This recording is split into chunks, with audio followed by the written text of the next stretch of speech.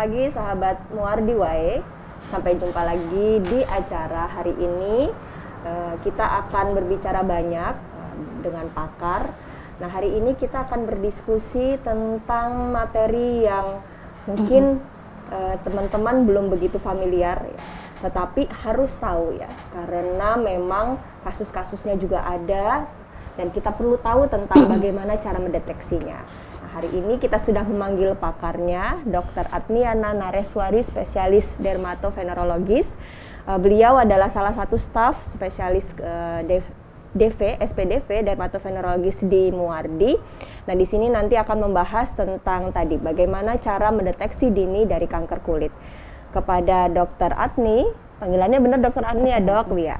Kepada Dr. Adni, kami persilahkan mungkin prolog dulu dok. Jadi agar teman-teman sahabat Muardi Wae juga mengerti sebenarnya kanker itu apa, seperti itu, yang familiar, apakah kasusnya memang banyak, kemudian gejala-gejalanya seperti itu, kemudian penyebabnya gitu ya dok ya, karena bisa jadi mungkin sudah ada tapi mereka tidak tahu bahwa ini suatu kasus yang berbahaya seperti itu.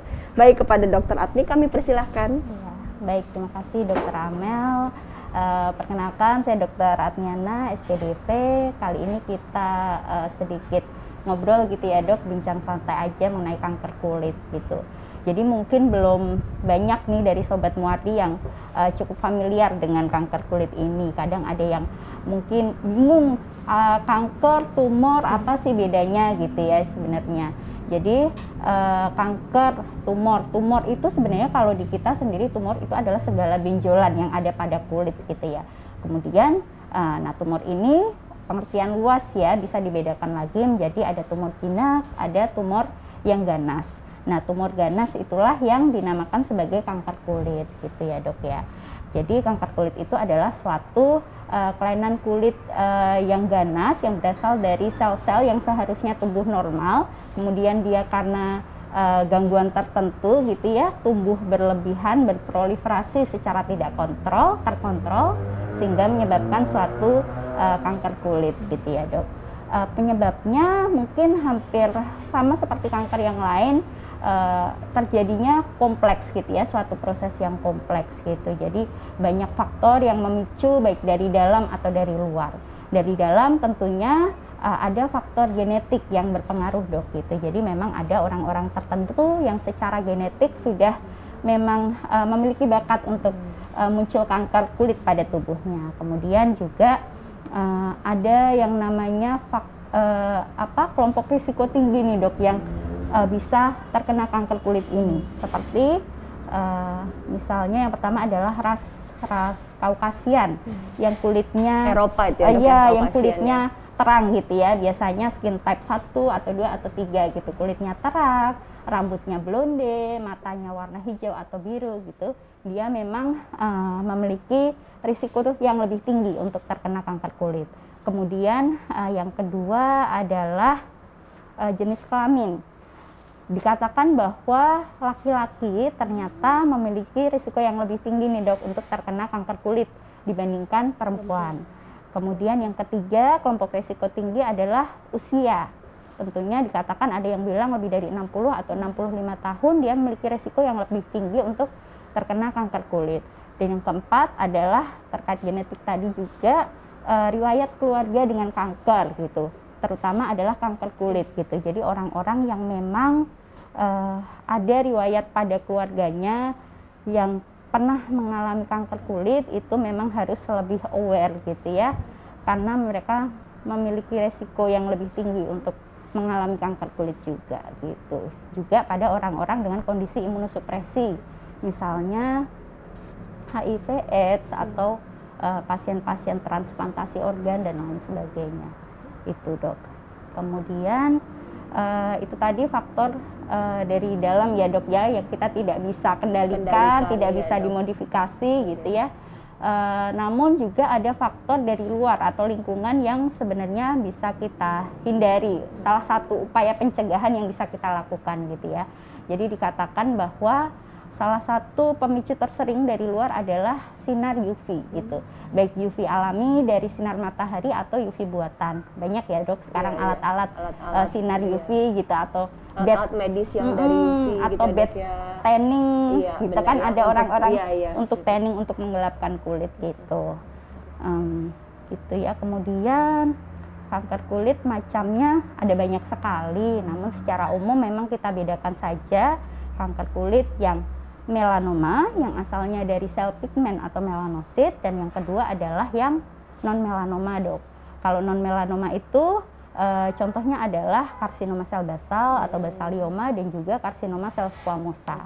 Mungkin nanti yang banyak kita bahas itu kali ya, Dok ya, yang paling banyak mana yang paling banyak gitu ya, karsinoma sel basal, karsinoma sel squamosa, melanoma maligna. Nah, ini yang paling sering kita susah bedakan dengan tai lalat gitu ya, Dok ya. Gitu. Ini itu saja, Dok, pengantar dari saya. Begitu ya teman-teman, sahabat Muwardi, pengantarnya. Jadi ternyata memang kasus ini juga ada ya, Dok ya, dan sudah ada beberapa tadi disebutkan ternyata juga ada faktor genetik, faktor yang tidak bisa kita kendalikan, dan ada faktor dari luar seperti itu. Salah satunya adalah sinar UV begitu ya, Dok ya.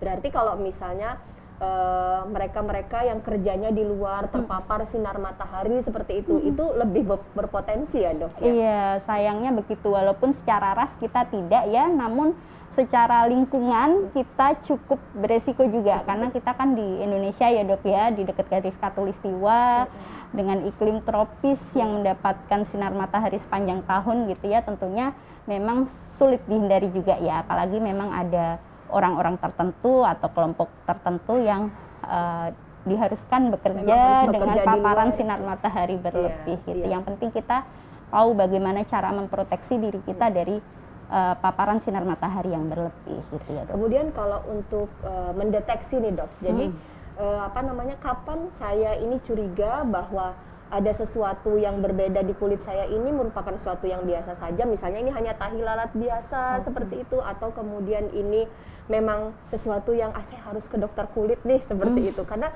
kadang kan juga masyarakat ini kalau dia menganggap sesuatu tidak artinya efeknya tidak langsung terasa saat ini seperti itu, mereka tidak datang ke dokter, padahal mungkin tadi dokter menjelaskan semakin dini diketahui kan penyembuhannya juga semakin lebih baik ya, Dok ya. Iya. Benar, Dokter. Jadi memang pentingnya IG Live ini juga ya, Dok, kita pengennya menyebarkan awareness gitu ya, kepedulian kita terhadap kanker kulit gitu, karena kanker kulit itu kan salah satu kanker yang gampang loh bisa kelihatan, mungkin juga dibandingkan dengan kanker lain yang di dalam gitu nggak kelihatan. Nah, ini kan bisa kelihatan, dan dengan deteksi yang dini prognosisnya atau hasil kesembuhannya itu akan lebih maksimal gitu. Jadi diharapkan para sobat Muwardi dan teman-teman di rumah bisa tahu gitu, mengenali bagaimana yang kira-kira kayaknya ke arah keganasan nih gitu. Jadi kita ada suatu kampanye gitu ya, Dok, standar kayak tahapan untuk memeriksa kulit kita sendiri, namanya Sakuri, periksa kulit sendiri. Sakuri. Istilahnya, Dok. Istilahnya kalau dulu pas tumor payudara tuh sadari. Betul, gitu ya, Dok ya. Ini Sakuri. Iya, temennya sadari ya. Kalau tumor payudara sadari, kalau ini Sakuri. Bukan Sakura ya. Kalau Sakura periksa kulit rame-rame nanti. Sakuri gitu. Jadi periksa kulit sendiri gitu. Caranya ini sebenarnya adalah suatu self examination kit gitu. Jadi memang dipakai di seluruh dunia, cuman memang di Indonesia kita standarisasikan menjadi Sakuri. Ini terdiri dari 5 tahapan gitu ya, Dok ya, yang pada prinsipnya adalah kita memeriksa seluruh bagian tubuh kita, meriksa apakah ada lesi bercak, tahi lalat ataupun kelainan kulit lainnya gitu, untuk bisa kita evaluasi. Nah, idealnya nih kita semua harus tahu nih di dalam badanku nih ada berapa tahi lalat, ada berapa sesuatu yang warnanya beda gitu ya, Dok ya. Betul. Jadi secara berkala bisa kita periksa gitu. Nah, biasanya yang dilihat adalah perubahan warnanya, kemudian bentuknya, ukurannya, penyebarannya bagaimana, juga keluhannya apakah mudah berdarah ataukah gatal ataukah nyeri dan lain sebagainya gitu. Nah, selain itu juga kita ada ini, Dok, yang diperiksa apa saja sih, ini terutama untuk membedakan yang tahi lalat jinak dan ganas sih ya, Dok ya. gitu. Ada namanya ABCDE rules, jadi gampang nih diingat ABCDE gitu, apa saja yang kita lihat gitu. Jadi mungkin banyak ya dari sobat Perdoski di sini yang punya tahi lalat. Kapan sih harus periksa gitu? Yang pertama tentunya bisa kita lakukan sendiri gitu dok, di rumah oleh pasien sendiri melalui Sakuri tadi. Dilihat apa aja gitu, ABCDE tadi ya dok ya. Mungkin dengan gambar ya dok, biar enakan. Ya, kita sambil ngeliat penjelasan sambil di gambar, ya. Kita lihat di gambar kali ya dok. Sudah kelihatan kah? Oh ini ya. Oke, dari A. Nah ini sobat Perdoski ya, kalau misal punya tahi lalat di bagian tubuh mana aja, kita periksa mulai dari A. A itu adalah asimetris. Asimetris. Jadi tahi lalat yang jinak itu cenderung dia bentuknya simetris. Artinya begini, kalau kita berikan garis imajiner gitu ya, baik vertikal atau horizontal, dia akan terbagi sama atas kanan, atas bawah kanan kiri gitu ya, simetris. Jadi kalau gitu. dia dibuat kayak semacam garis tegak lurus gitu dok ya, jadi besarnya itu hampir sama, kanan kiri sama kiri. lah, atas bawah sama, kurang lebih begitu ya, simetris. Kalau yang ini ya contohnya sebelah kanan ini kan asimetris ya, bentuknya lebih nggak beraturan gitu. Jadi kalau ada yang seperti itu mungkin jadi bisa ke arah sana gitu. Kemudian yang kedua yang bisa kita lihat adalah B. B itu border atau tepinya. Kalau untuk yang tahi lalat jinak nih biasanya tepinya rata, batasnya tegas bisa kita lihat dari lesi kankernya, lesi tahi lalatnya dengan kulit normal warnanya beda jelas gitu ya. Kalau yang kecenderungan ganas, dia biasanya batasnya tidak jelas gitu dok, batasnya abu-abu samar-samar gitulah ya. Gitu, itu dari tepinya. Kemudian yang selanjutnya C. C itu color. Untuk yang tahi lalat jinak biasanya terdiri hanya dari satu warna. Bisa coklat, bisa coklat tua, sama. Ya, jadi semua, satu warna aja, merata, warnanya homogen, gitu. Jadi nggak bervariasi. Nah, bisa dibedakan dengan yang sebelahnya. Kalau sebelahnya yang cenderung lebih ke arah ganas tuh biasanya multiple color, gabungan. Meskipun gitu. Coklat tapi gradasi betul, ya dok ya. Betul. Jadi ada yang coklat tua, coklat muda, kehitaman atau kemerahan. Kalau ada keterlibatan pembuluh darahnya atau keabuan dan lain sebagainya gitu. A tadi apa dok? A tadi asimetri, B border tepinya, C itu color, C warna itu color, ya dok ya. Warna. Gitu Nah, ya dok sahabat ya. Muardi itu ya. Jadi udah lumayan, udah dapat 3 ya dok ya. 3 nanti bisa yang bisa dideteksi sendiri, yang bisa dilihat sendiri seperti itu. Belum selesai nih dok. Iya. Ada sampai lagi E ya dok ya. Sampai E ya nanti gitu. Kemudian yang selanjutnya ini ya D. Diameter. Diameternya biasanya kalau tumor jinak itu bisa membesar, tapi biasanya kurang dari 1/4 inch. Ini karena saya ambil dari website skincancer.org dari luar ya, biasanya mereka pakai satuan inch, itu kurang lebih sebesar 5 atau tepatnya 6 mm dok. 6 mm setengah senti ya dok. Jadi kalau sebagai patokan biasanya dipakai ini dok, ujung pensil yang ada penghapusnya, itu diameternya 6 mm, kurang lebih segitu. Biasanya kalau yang jinak sih nggak lebih dari itu ya dok. Kalau lebih dari itu mungkin bisa jadi nanti diperiksa lebih lanjut ya untuk yang lainnya. Kemudian yang terakhir ini evolution perubahannya ya. Jadi biasanya kita lihat perubahannya cepat tuh, baik dari ukurannya, kemudian bentuknya maupun warnanya. Gitu ya dok. Dok, kalau kita ngomongin yang tadi dokter bahas tentang tahi lalat ya dok ya. Dulu tuh ada istilah awam, tahi lalat mati, tahi lalat hidup gitu dok ya, ada istilah begitu. Nah ini ya maksudnya. Mungkin maksudnya ini ya dok ya. Tahi lalat hidup gitu ya, berkembang terus itu, bertambah besar masih mungkin oke, tapi kita lihat bertambah besarnya disertai kelainan yang lain atau enggak gitu. Tapi ini dok, kalau kita ngeliat gambaran ini kan sepertinya memang tepinya juga, tadi kan dokter bilang ABCDE, salah satunya tepinya ya dok ya.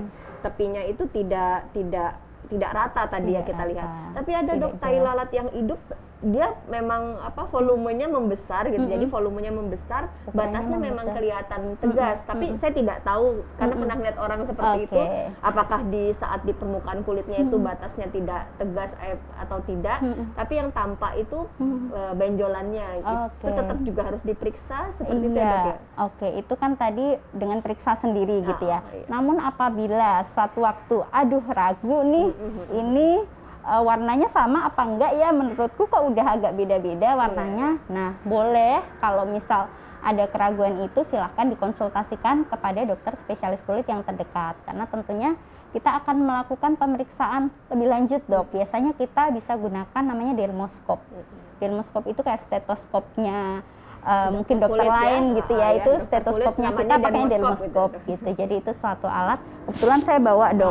Tuh teman sahabat Jadi Muardi. nanti bisa ini biasanya para dokter kulit punya sih ya, karena ini stetoskop kita gitu.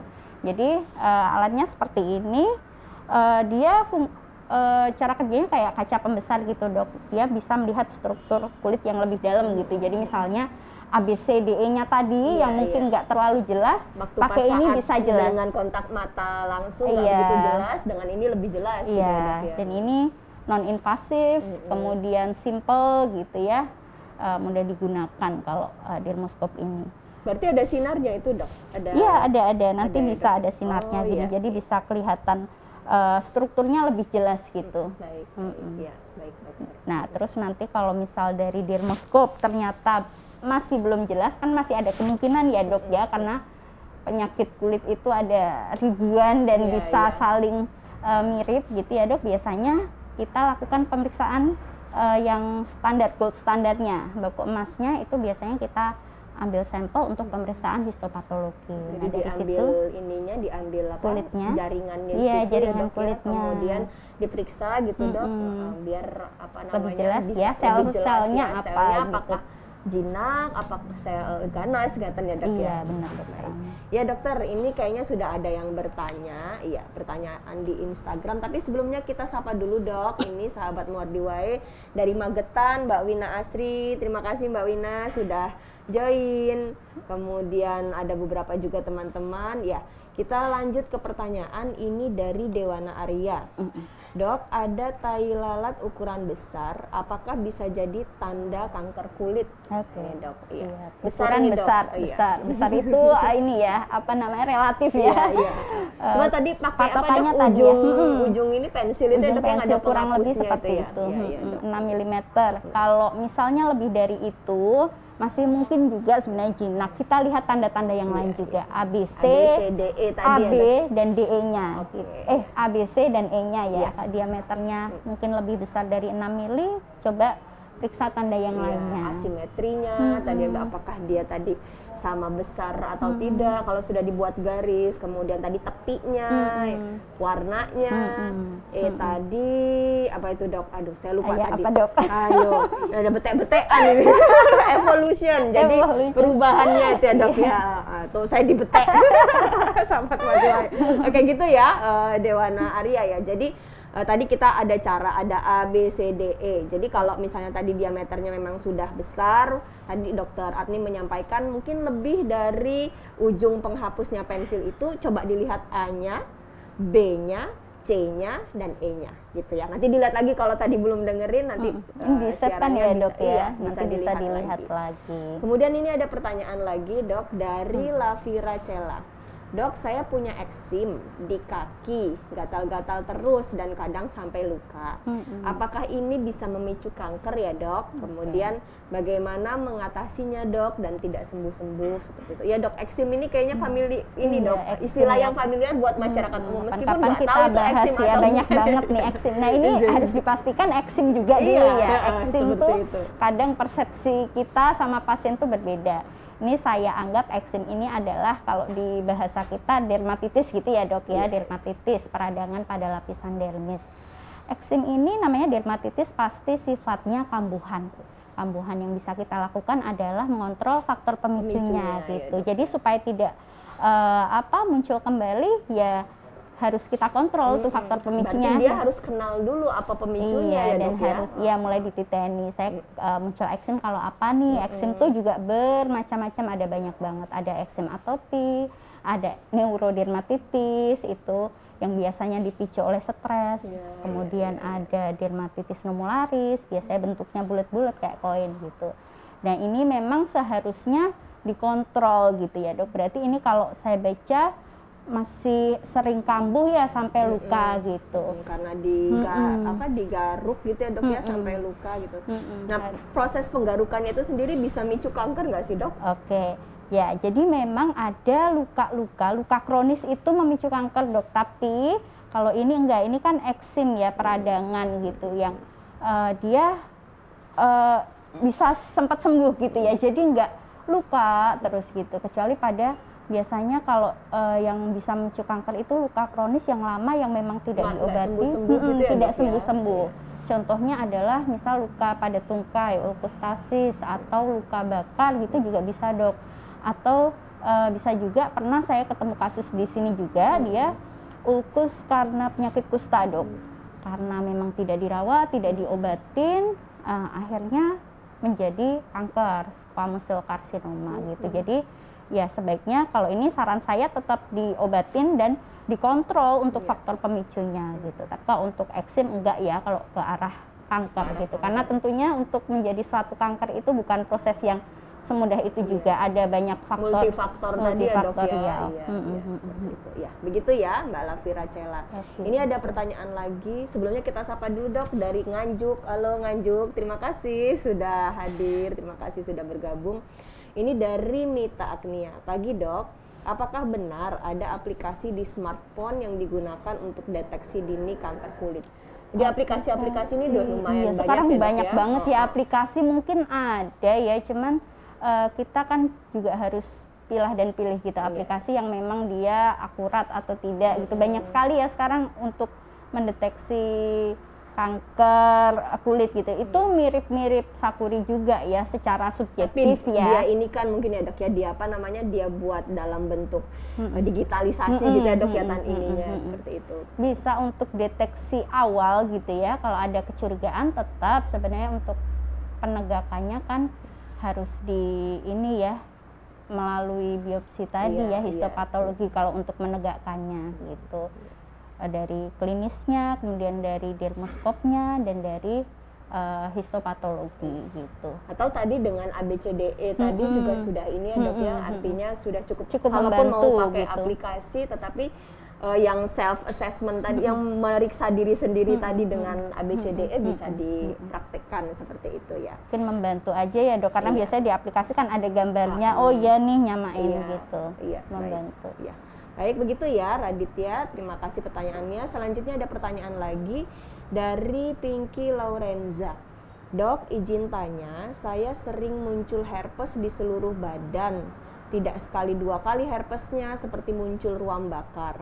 Dan di tangan muncul bintik-bintik merah. Itu kenapa ya dok? Apa faktor autoimun? Apa efek muncul karena yang lainnya? Terima kasih. Jadi ini dia menyebutnya herpes meskipun belum tahu juga ya dok ya. Jadi, Mbak Pinky Laurenza menyebutnya ini herpesnya muncul beberapa kali sampai ya seperti ruam bakar.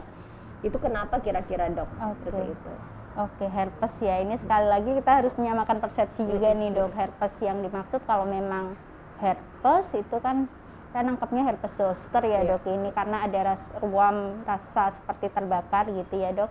Herpes zoster kan penyebabnya adalah virus gitu ya, jadi dia reaktivasi dari virus yang sama dengan penyebab cacar gitu ya dok ya.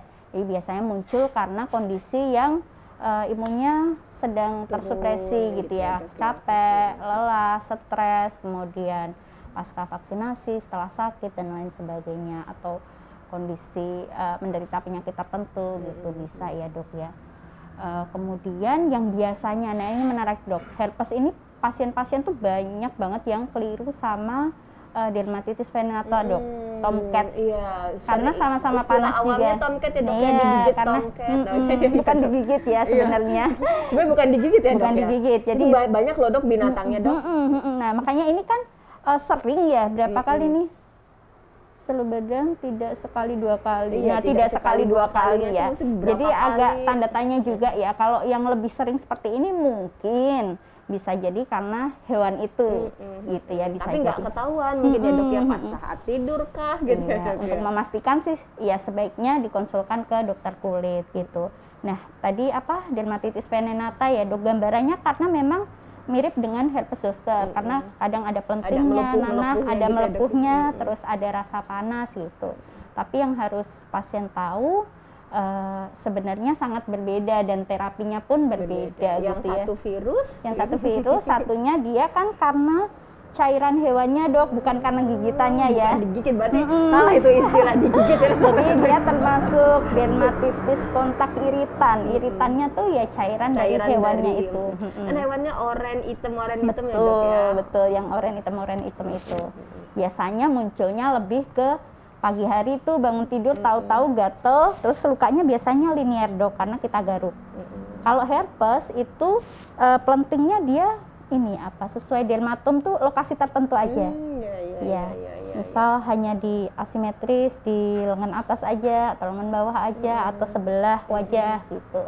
Kalau yang dermatitis venenata itu lebih linear, kemudian dia ada kayak fenomena kissing lesion-nya itu dok. Jadi kalau ada di sini nempel, sini juga kena, atasnya gitu. juga kena. Iya dok. Iya. Jadi ini sih ya sebaiknya merah kenapa ya dok, saya masih belum bisa memastikan ya harus. Karena kalau senjatanya dokter kulit itu harus ngelihat juga ya dok ya, nggak bisa dengan menceritakan ya dok. Iya. Mungkin nanti Mbak Pinky kalau misalnya muncul lagi terganggu bisa datang ke dokter Atni ya dok ya, ke Muardi, kita dicek, dilihat lebih jelas agar tahu ini penyebabnya apa dan pengobatan yang tepat juga tentunya ya dok ya. Seperti itu. Oke, ini ada pertanyaan lagi dok, pertanyaan lagi di Facebook dari oh enggak dok, nanti dari ini dulu, dari Instagram dulu, dari Raditya Apaska. Dok, saya memiliki tai lalat di pipi yang pernah saya coba hilangkan dengan laser. Tapi setelah itu muncul lagi, apakah itu bahaya dok? Ya dok, itu ada itu dok, sering iklan-iklan gitu. Laser ya? Laser lah, kemudian nanti ada obat peluru banyak banget ya dok tai ya. lalat gitu-gitu dok. Seperti itu. Dok. Tadi barusan saya cek tuh Google gitu ya, iseng ya dok, cara menghilangkan tai lalat yang keluar tuh dengan kapur sirih, dengan deterjen, dengan apalah gitu kan. Iya dok, iya. Ya jangan ya, sebaiknya nggak usah coba-coba dengan bahan-bahan yang berbahaya seperti itu. Takutnya nanti malah iritasi atau menimbulkan efek yang lebih berat lainnya gitu ya. Nah ini kalau dengan laser terus dia muncul lagi seperti itu dok. Mungkin Penanganan jelasin tai dulu lalat. dok, laser itu emang cara kerjanya dia ngilangin Tai tai lalat lalat ya. itu gimana dok? Ya, laser memang ada, laser tuh banyak sekali jenisnya dok. Ada laser pigmen untuk menghilangkan kelebihan pigmen bias kehitaman, tato untuk flek seperti itu. Ada yang laser yang targetnya vaskuler, pembuluh darah, misalnya untuk hemangioma, untuk teleangtaksis dan sebagainya. Bisa juga laser yang ablatif, dia untuk menghancurkan jaringan-jaringan berlebih. Nah, biasanya digunakan untuk kasus-kasus tumor seperti ini. Nah, indikasi penggunaan laser untuk tumor itu seharusnya digunakan untuk tumor yang pasti jinak. Gitu. Untuk tumor ganas atau tidak diketahui, sangat kita tidak sarankan untuk di laser gitu. Jadi memang harus dipastikan. Harus tahu dulu ini berarti jinak atau tidak gitu ya dok ya. Betul. Jadi itu harus dipastikan ke dokter ya tentunya ya. Kalau memang pasti jinak, bisa kita laser. Ada beberapa kelainan kulit jinak gitu ya, seperti skin tag atau keratosis seboroid, itu bisa kita laser. Tapi kalau ganas tidak boleh gitu, karena tentunya pilihan pertama untuk kanker yang ganas itu adalah potong, eksisi. Kita ambil, harapannya apa? Supaya jaringannya tidak rusak, bisa kita periksakan lebih lanjut secara histopatologi gitu dok. Harapannya apa sih? Supaya diagnosisnya jelas, satu. Yang kedua bisa kita evaluasi sudah bersih belum nih yang kita angkat gitu. Karena biasanya kita lakukan, tepinya masih ada sel tumornya enggak gitu kan dok. Jadi kalau laser ini muncul lagi ada berapa kemungkinan ya, mungkin memang masih ada sel yang tertinggal ya bisa muncul lagi gitu. Gitu ya. gitu Raditya. Jadi memang sarannya sih harus tahu dulu, harus tahu dulu tegak jenis. dulu ini tai lalatnya apakah memang suatu yang normal, artinya jinak atau kemudian ganas gitu ya dok. Tai lalat jinak tuh yang biasanya kita sebut andeng-andeng itu ya dok, atau bahasa Inggrisnya mole, atau kita bahasa medisnya melanocytic nevi dok, itu jinak. Kalau yang ganas itu namanya. Berarti kan ada tai lalat ganas ya dok ya? Ada ya, jadi dok, ya? Boleh menyebut istilah. Maksudnya orang awam boleh bilang ini tai lalatnya ganas gitu, boleh ya dok ya bilang istilah begitu? Iya ya? ada, karena memang ada tai lalat jinak dan ada yang ganas. Yang ganas itu yang melanoma maligna ya, yang berapa waktu ini mungkin sempat agak hype karena ada mungkin selebgram atau menantu dari salah seorang pejabat kita gitu ya, ada yang terkena penyakit ini. Nah kalau itu memang melanoma maligna ini salah satu kanker kulit yang paling berbahaya gitu ya. Prognosisnya cukup buruk karena dia sifatnya memang metastasis, bisa menyebar ke organ manapun. Karena melanomanya itu dari sel ininya ya dok ya? Di melanositnya, asalnya melanostitnya. Ya. Jadi dia padahal tubuh kita ini isinya ya tersebar sel melanosit ya dok betul, ya? dok. Jadi nggak hanya di kulit dok, bisa di mana aja. Oke, ya. Begitu ya Mbak Raditya. Kemudian ini ada pertanyaan lagi dok. Kita mungkin ke Facebook dulu, nanti Facebooknya dicuekin kasihan ini. Dari Mbak Wina Asri. Assalamualaikum dok, saya penyintas autoimun. Saya ada juga dermatitis atopi. Saya juga punya eksim. Apakah seorang penyintas autoimun punya prevalensi juga? Apalagi punya alergi kulit, mudah flare kalau kena sinar UV, kemudian keringatan, stres, gitu kan. Penggunaan lotion yang berkepanjangan, ini juga lotionnya katanya dari dokter kulit dapatnya dok. Jadi dengan kondisi autoimunnya itu apakah punya resiko lebih gitu ya dok ya, punya resiko lebih untuk terkena kanker ini seperti itu dok. Kondisi autoimun ya, kondisi autoimunnya dengan berbagai macam, ada dermatitisnya dok, kemudian ada eksimnya kulit sensitif juga, ya biasanya kalau autoimun juga. Untuk kondisi autoimun berarti kan memang ada kelainan di imunitasnya gitu ya dok. Memang menjadi salah satu kelompok yang memiliki resiko tinggi untuk terkena kanker kulit. Cuman jangan khawatir gitu, kita masih bisa cegah dengan mengendalikan dari faktor-faktor luar lainnya yang mungkin berpengaruh. Jangan lupa di sini yang sangat tidak boleh dilupakan adalah sunscreen. Namanya sunscreen ya, pelindung matahari gitu. Apalagi biasanya orang-orang dengan autoimun itu kulitnya lebih sensitif gitu ya, mudah muncul rash di bagian wajah terutama. Penggunaan sunscreen tidak boleh dilupakan, harus digunakan dengan tepat, dosis tepat, kemudian diulang setiap 3-4 jam sekali gitu ya dok. Jadi sunscreen tuh nggak hanya sekali ya dok, kalau misalnya wudhu gitu, wudhu kan hilang ya pakai dok. lagi gitu ya dok. Iya. Gitu. Dan sunscreen itu memang salah satu istilahnya basic skincare yang penting gitu, yang justru biasanya suka dilupakan gitu. Pembersih, pelembab, sunscreen, pelindung matahari, karena kita ya memang hidup di negara Indonesia yang banyak kaya sinar matahari gitu ya dok ya. Jadi sunscreen ini sebaiknya memang digunakan dari usia muda, bayi lebih dari 6 tahun sampai usia berapapun tuh penting untuk menggunakan sunscreen. Sunscreen itu apakah hanya wajah atau sebenarnya juga anggota badan lain yang terpapar sinar matahari sih dok?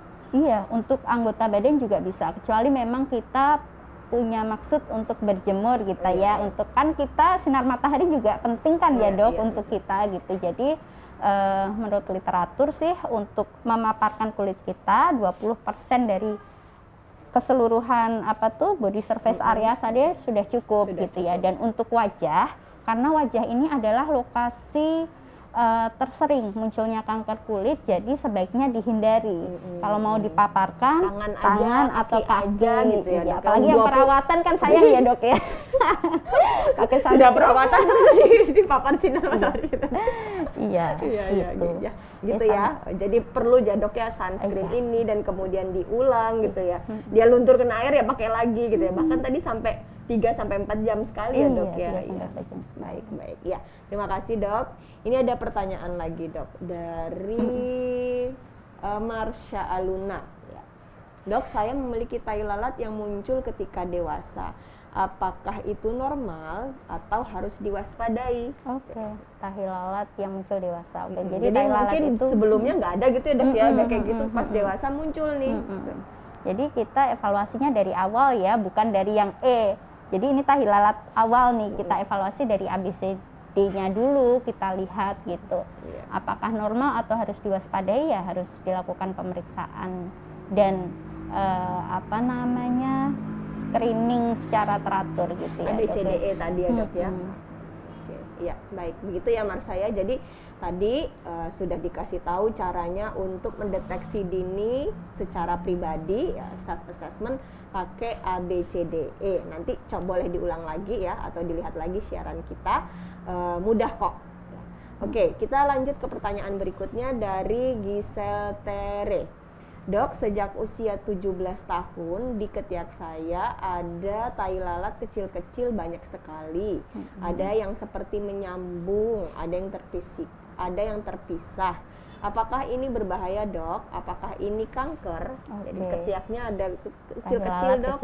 Terus ada yang nyambung, ada yang terpisah. Oke, ini kan di ketiak ya, di lipatan usia 17, biasanya terkait hormonal ya, baru muncul kan ya. Yang mungkin bisa jadi ini adalah di ketiak ya, skin tag bisa gitu, atau untuk memastikan ya seharusnya diperiksa lebih lanjut gitu ya. Tapi kalau dari riwayat singkatnya ini mungkin bisa jadi skin tag atau tumor jinak yang lain gitu ya. Sebaiknya ya diperiksakan gitu ya untuk kita anamnesis lebih dalam lagi. Kemudian kita ini saya nggak bisa lihat bentuknya nih, warnanya kayak gimana, kemudian apakah ada tangkainya atau ada lukanya dan sebagainya gitu. Iya, itu ya sahabat. Jadi mungkin memang kalau ngomongin kulit ini itu memang harus dilihat ya, maksudnya dokternya harus ngelihat pasti seperti itu. Dan riwayatnya ya dok, karena banyak sekali juga memang yang saling mirip gitu ya dok ya. Jadi kita harus anamnesisnya juga yang dalam, pemeriksaannya juga lebih detail gitu ya dok ya. Baik. Ya dok, ini ada pertanyaan lagi dari Thalia Azahra. Dok, apakah di Muwardi bisa menangani kanker kulit? Bagaimana penanganannya? Apakah di kemo juga? Ya dok, tadi mungkin belum begitu mendalam kita bahas tentang kanker kulit, kalau dia terdiagnosis atau tegak nih benar tumor ganas kulit atau kanker kulit. Kalau di Muwardi atau mungkin standarnya itu seperti apa pengobatannya? Dan di Muwardi apakah bisa atau tidak? Untuk kanker kulit ya di Muwardi sendiri bisa tentunya, karena juga cukup banyak kasusnya. Kalau dari bagian kami sendiri, dari bagian kulit, untuk jenis kanker kulitnya yang terbanyak itu adalah, kebetulan kemarin kita sempat data gitu ya dok ya, mengenai prevalensi kanker kulit di poli kita, itu yang paling banyak adalah basalioma atau karsinoma sel basal. Tentunya terkait dengan paparan sinar matahari ya dok, itu karena banyak dari kita yang mungkin dalam pekerjaannya sering terkena matahari gitu. Karsinoma sel basal itu paling banyak, dan secara populasi umum epidemiologi seluruh dunia memang itu adalah juga kanker kulit yang paling banyak dibandingkan kanker yang lain. Melanoma itu cukup jarang ya dok, dikatakan cuman sekitar 5% dari keseluruhan kanker kulit. Namun memang prognosisnya lebih buruk. Nah, KSB ini, karsinoma sel basal ini, walaupun dia sering terjadi, namun memang umumnya tidak seganas dari melanoma. Jadi sifatnya dikatakan dia sifatnya localized invasif. Jadi cuman merusak di sekitarnya. Jadi kalau sudah ada basalioma ini, dia merusak jaringan sebelahnya atau sampai ke bawah, destruktif gitu dok, bisa sampai ke tulang. Jadi kalau untuk basalioma biasanya penanganan kita ya hanya eksisi, dipotong dengan batas tertentu yang aman gitu dok. Ambil aja semua sampai tidak ada sisanya. Biasanya kita lanjut dengan periksa histopatologi gitu dok. Kalau untuk karsinoma sel basal biasanya begitu aja dok, hanya diambil white excision atau bisa juga dengan namanya Mohs surgery, dieksisi kemudian diperiksa histopatologinya. Kemudian setelah dioperasi itu apakah ada kayak semacam, kan kalau kita dengar istilah kanker-kanker di yang daerah lainnya atau tempat lainnya kan setelah diambil ada kayak semacam dikasih obat kemo atau disinar atau apa. Kalau dalam kulit sendiri bagaimana? Kalau untuk KSB biasanya enggak sih dok, setelah ditutup gitu sudah perawatan luka seperti biasa, kecuali memang pada kasus yang ternyata belum bersih gitu dok, atau rekurensi. Biasanya setelah kita eksisi ulang kemudian bisa Muncul ditambahkan lagi gitu, dengan dok, ya? radioterapi itu dok, untuk kasus-kasus rekuren biasanya gitu.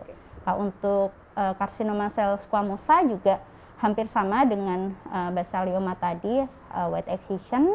Tapi kalau untuk melanoma, karena dia biasanya datang tuh sudah di stadium yang berat gitu ya dok, tidak disadari, karena ini mirip sekali, yang paling mirip dengan tai lalat itu dok, yang tai lalat ganas tadi ya dok, melanoma maligna ini biasanya sudah ke organ lain gitu. Kalau sudah ke organ lain, ya mau tidak mau kita harus ini ya, bekerja sama dengan TS lain gitu, kita lakukan kemoterapi juga, radioterapi juga gitu. Selain diambil juga untuk lesi melanoma di kulitnya ya. Gitu dok.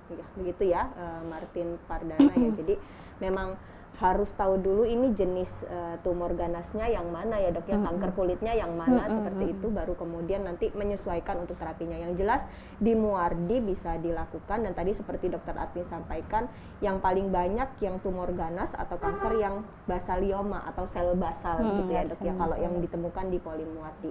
Oke, mungkin itu, apakah ada pertanyaan lagi? Mungkin ini terakhir ya dok ya, karena udah nggak kerasa dok, 5 menit lagi nih ternyata dok. Dari Martin Pardana, pagi dokter, dok mau tanya, istri saya punya kulit yang sensitif, sering sekali ganti-ganti skincare karena tidak cocok. Apakah dengan ganti-gantinya ini bisa memicu kanker kulit dok? Seperti itu. Oke. Apakah ganti-ganti skincare bisa memicu kanker kulit? Rasanya cukup jauh ya dok, kecuali di skincare-nya tidak ada rangkaian sunscreen-nya, itu bisa menjadi faktor pemicu untuk kanker kulit. Tapi kalau sudah ada pelembabnya, sudah ada tabir suryanya, itu sudah cukup melindungi, mengurangi resiko untuk mengalami kanker kulit gitu. Nah, ini sunscreen-nya ini tadi ya dok ya, kita pencegahannya di sunscreen-nya. Nah, ini permasalahannya kan adalah sensitif, ganti skincare tidak cocok. Ya mungkin berarti belum sesuai dengan kulitnya gitu ya. Pasien memang butuh seni ya dok ya. Iya betul banget karena beda-beda gitu ya karena dok ya. sangat berbeda. Misalnya 2 orang dengan sama-sama tipe kulitnya kering pun mungkin bahan pelembab yang cocok untuk individu satu dengan yang lainnya bisa berbeda gitu. Pasien sebenarnya boleh beli produk-produk OTC, over the counter, yang dijual bebas gitu ya dok, karena tentunya itu pasti aman gitu ya, sudah BPOM. Tapi kita juga kalau mau beli sendiri harus banyak research, cari tahu kira-kira apa sih, memang semi trial error juga ya. Nah kalau memang sudah sering ganti-ganti, masih belum ada yang cocok, mungkin waktunya pasien untuk konsultasi ke dokter kulit. Jadi nanti bisa diarahkan gitu ya, daripada kita coba-coba. Kalau nggak apa-apa sih ya aman gitu ya, cuman takutnya kalau justru malah muncul efek yang lebih berat gitu ya, yang kita untuk penanganannya justru lebih susah gitu. Baik dok, ya begitu ya Pak. Ini suami sayang istri ya dok, sampai nite nih gitu ya, sampai memperhatikan ya. Cuma ya memang akhirnya juga pada kembali kepada personalize juga ya dok ya, ternyata ya dok. Artinya skincare ini sangat personalize juga ya. Iya, baik dok. Dok, ini kan karena waktunya sudah habis juga nih dok, nggak kerasa kita ngomong berbicara tentang deteksi dini kanker kulit, dan ternyata juga teman-teman sahabat Muardi Wae juga banyak yang bertanya seperti itu. Mungkin pada hari ini ada yang belum nonton seperti itu, ada yang belum juga bergabung karena kerja, karena di jam kerja juga kan ya dok ya. Teman-teman sahabat Muardi Wae boleh melihat tayangan ulang dari live streaming hari ini di mana dok? Di Facebook dan YouTube Rumah Sakit Dr. Muardi. Iya, jangan lupa untuk like, follow, dan subscribe serta share akun media sosialnya RSUD Dr. Muardi. Gitu ya sahabat Muardi Wae. Jangan lupa untuk nonton lagi. Nah, sebelum kita akhiri, closing statement dulu nih, Dok. Jadi pesan. Oh, ada pertanyaan satu lagi. Oh, ya, baik. Sebelum closing statement, Dok, kita jawab satu lagi ya. Nah, nanti ngambek Mbak Helena. Ya, kita tanya dulu, kita lihat dulu pertanyaannya. Pagi, Dok, kakak saya punya luka hitam di wajah yang lama-lama tumbuh tambah lebar. Jadi luka kayak hitam gitu. Bukan luka hitam sih bilangnya ya, seperti itu, yang lama-lama tumbuh lebar. Awalnya hanya seperti bentol, lalu sempat digaruk serta didiamkan. Sekarang tambah lebar warnanya, hitam terang. Seperti ini bisa jadi kanker nggak, Dok? Adakah saran untuk mengatasinya? Jadi kalau menurut Mbak Helena ini luka hitam, kemudian bentol, sempat digaruk, dan sekarang setelah didiamkan lebih hitam terang katanya, seperti itu, dan lebih melebar begitu, Dok. Ya, ini lagi-lagi saya tidak lihat ininya ya, maksudnya wujudnya gitu. Jadi ini kalau dari gambarnya luka hitam tambah lebar tidak kunjung sembuh, berarti saatnya periksa ke dokter kulit sih, Dok. Ini udah nggak bisa, maksudnya tidak, ini kan harus diobatin ya, harus ditangani gitu. Jadi sebaiknya diperiksakan saja untuk mendapatkan diagnosis yang pastinya dulu sebelum kita memberikan terapi yang sesuai gitu ya, Dok ya. Karena biasanya untuk luka hitam tuh semacam ulkus mungkin ya, mungkin kita harus periksa lebih lanjut gitu ya, Dok ya. Jadi sebaiknya monggo main ke Muardi, kita lakukan pemeriksaan yang lebih lanjut supaya segera bisa ditangani gitu. Gitu ya Mbak Helena ya. Jadi nanti diajak kakaknya ke Muardi agar bisa diperiksa lebih detail gitu ya, Dok ya.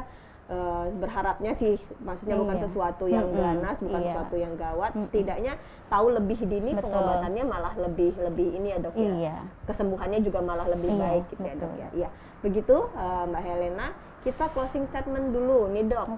Sebelum kita akhiri, pesan untuk sahabat Muardi Wae. Closing statement dari saya sedikit saja, mungkin kanker kulit itu adalah salah satu kanker yang sangat visual, sangat mudah dilihat. Jadi semoga dengan IG Live ini para sobat Muardi lebih aware gitu ya, bisa melakukan pemeriksaan sendiri, karena tentunya dengan deteksi yang lebih cepat kita akan dapat melakukan penanganan yang lebih cepat, dan tentunya prognosis kesembuhannya akan lebih baik gitu ya, Dok. Itu saja dari saya. Baik, terima kasih Dokter Adni. Nanti kapan-kapan kita undang lagi, Dok. Kita undang. Mungkin beberapa teman-teman masih ingin bertanya, masih ingin lebih detail, atau bahkan mungkin topik-topik yang lain. Terima kasih Dokter Adni atas kesempatannya, ilmunya, sharingnya buat kita semua sahabat Muardi Wae. Oke, kita akhiri. Sampai jumpa. Assalamualaikum. Selamat pagi.